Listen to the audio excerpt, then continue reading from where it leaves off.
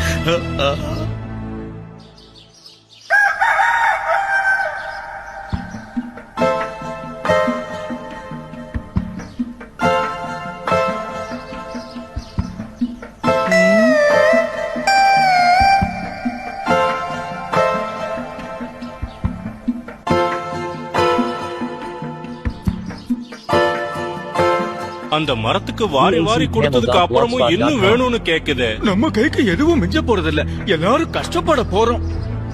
நீங்க சரியான பயந்தாங்கோலியா இருக்கீங்க.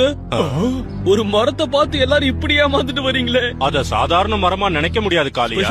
எதுக்கு அவகிட்ட பேச்சு கொடுத்துக்கிட்டு இருக்க? இவ பேச்ச கேட்டா நாம உருப்பிட்ட மாதிரி தான். வா, சாயங்காலம் வந்து எல்லாரும் எங்கிட்ட நன்றி காளியான்னு சொல்லுவீங்க பாருங்க. அது நடக்கலன்னா என் பேரை மாத்திக்கிறேன்.